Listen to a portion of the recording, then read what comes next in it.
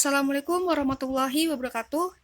Perkenalkan, nama saya Mustika Lintang Skarinda dengan nomor NPM 18311 2351 650 430. Di sini saya ingin menjelaskan tentang ruang lingkup komunikasi organisasi.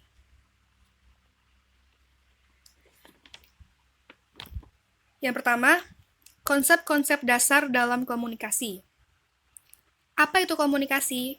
Komunikasi adalah suatu aktivitas penyampaian informasi, baik itu pesan, ide, dan gagasan, dari satu pihak ke pihak lainnya yang dilakukan secara langsung maupun tidak langsung.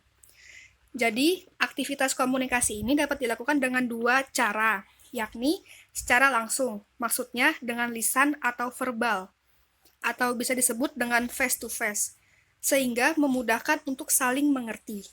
Yang kedua, secara tidak langsung, maksudnya dengan menggunakan media tertentu, seperti telepon, radio, tulisan, dan lainnya. Selanjutnya ada unsur-unsur komunikasi. Unsur-unsur komunikasi ini dibagi menjadi 5. Yang pertama ada pengirim atau komunikator.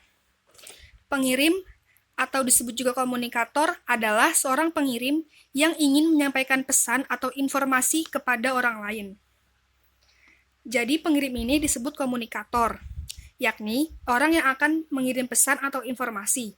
Nah, jadi pengirim ini harus membentuk atau merangkai pesan terlebih dahulu dengan kata-kata yang mudah dipahami. Yang kedua ada pesan atau informasi, yaitu bahasan yang ingin disampaikan oleh pengirim ke penerima. Yang ketiga ada media, yaitu saluran apa yang ingin kita gunakan untuk mengirim pesan.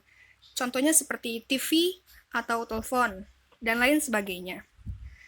Yang keempat ada penerima atau komunikan, yaitu objek yang menjadi sasaran pesan.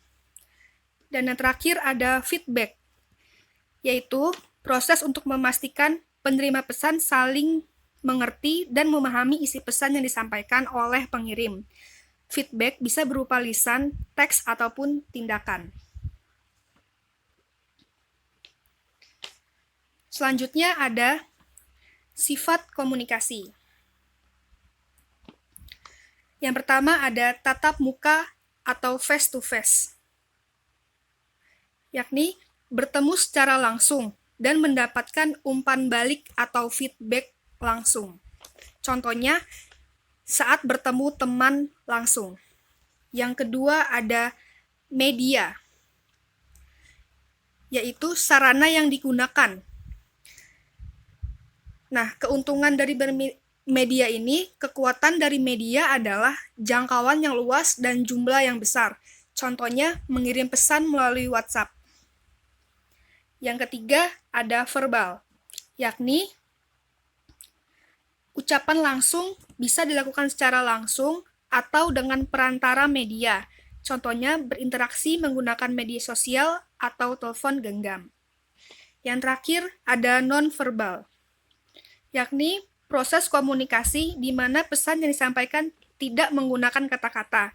Contohnya menggunakan gerak isyarat, bahasa tubuh, kedipan mata, dan lain sebagainya. Selanjutnya ada konsep-konsep dasar komunikasi organisasi. Apa itu komunikasi organisasi?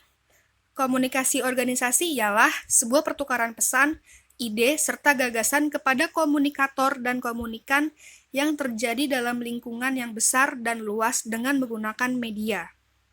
Jadi, komunikasi organisasi bisa dipahami dalam dua artian. Yang pertama tentang proses komunikasi antar anggota dalam organisasi, yang kedua tentang komunikasi sebagai suatu organisasi itu sendiri. Manusia hidup dalam organisasi baik itu formal ataupun informal. Contohnya dalam keluarga saja misalnya. Keluarga itu menurut saya sebuah organisasi informal di mana dalam keluarga memainkan peran sesuai porsinya, seperti ayah dan ibu sebagai orang tua. Selanjutnya ada manfaat komunikasi organisasi. Yang pertama adalah memperkuat solidaritas organisasi. Dengan komunikasi, organisasi tidak hanya eksis namun juga menjadi berada. Artinya, hubungan erat terjalin antar anggota komunikasi organisasi. Yang kedua, mencapai tujuan organisasi. Yakni organisasi itu memiliki tujuan. Tujuan itu mustahil tercapai tanpa penyampaian dan penerima pesan. Jadi, anggota organisasi perlu menginternalisasi atau penghayatan tujuan organisasi. Cara ini dicapai dengan proses komunikasi sendiri. Yang ketiga ada menjadi ruang sosial individu, yaitu organisasi tidak menentukan peran sosial yang dimainkan oleh anggota dalam organisasi, melainkan juga ruang sosial di mana individu merasakan kehadiran dirinya melalui hubungan kolegial, pertemanan, kekeluargaan, dan tentunya profesionalitas.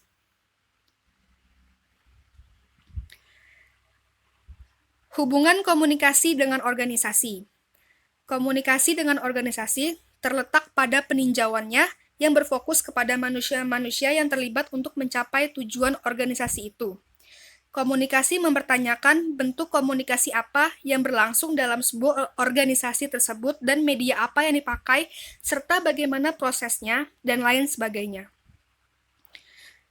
Jawaban-jawaban dari pertanyaan tersebut adalah bahan telaah untuk komunikasi bagi suatu organisasi tersebut berdasarkan jenis organisasi, sifat organisasi, dan lingkup organisasi dengan memperhitungkan situasi tertentu pada saat komunikasi berlangsung. Komunikasi adalah bagian yang penting dalam kehidupan sehari-hari. Sebab karena komunikasi yang tidak baik bisa mempunyai dampak terhadap kehidupan organisasi.